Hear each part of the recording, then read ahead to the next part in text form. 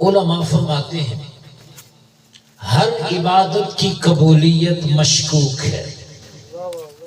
ابھی ہم سب نے نماز پڑھ لی، کیا کوئی کنفرم کہہ سکتا ہے کہ ہم سب کی نماز قبول ہے؟ چاہے رب تو قبول فرمائے گا، چاہے گا تو رد کرے گا. بشمول میرے ہم سب کی زندگی گزر رہی ہے.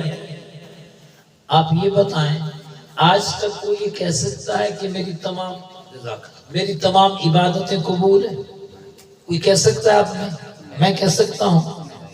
نماز ہے، روزہ ہے، حج ہے، زکوٰۃ ہے، تلاوت ہے، تہجد ہے، ذکر ہے، فکر ہے، صدقہ و خیرات ہے، دعا ہے، سجدہ ہے، رکوع ہے. پوری زندگی رب کے نام لگا دی، لیکن خدا کی قسم ہم نہیں کہہ سکتے کہ ہمارا سب کچھ بارگاہ رب میں قبول ہے. امید ضرور ہے، توقع رکھتے ہیں، وہ رحیم ہے، وہ رحمان ہے، وہ کریم ہے، وہ قبول کرنے والا ہے. کسی بھی عمل کی قبولیت یقینی نہیں ہے. چاہے گا تو قبول فرمائے گا، نہیں چاہے گا تو رد کرے گا. لیکن درود وہ عمل ہے کہ ہر حال میں قبول ہے. سبحان اللہ. آپ سوال کریں گے مولوی صاحب درود پاک ہر حال میں قبول کیوں ہے؟ ریزن کیا ہے؟ سبب کیا ہے؟ وجہ کیا ہے؟ درود ہر حال میں قبول کیوں ہے؟ آپ نے کبھی سوچا درود کیسے پڑھا جاتا ہے؟ اللہم صلی، اللہم مانا کیا بنتا ہے؟ یا اللہ تو رحمت بھیج.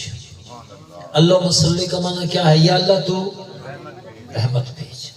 درود کیا ہے؟ رب سے مصطفیٰ کریم پہ رحمت کے بھیجنے کے سوال کا نام درود ہے. جب ہم درود پڑھتے ہیں، اللہم صلی کہتے ہیں، رب سے کہتے ہیں یا اللہ میرے نبی پہ رحمت بھیج، تو رب نے تو پہلے سے فرما دیا وَمَا أَرْسَلْنَاكَ إِلَّا رَحْمَةً لِلْعَالَمِينَ کہ محبوب ہم نے تمہیں جہانوں کے رحمت بنا کر بھیجا. جو خود جہانوں کے رحمت بن کر آئے، جب ہم اس پہ رحمت کے بھیجنے کا سوال کریں کیا رب رحمت نہیں بھیجے گا؟ جب بھیجے گا تو سمجھو کہ ہمارا درود قبول ہی قبول ہے.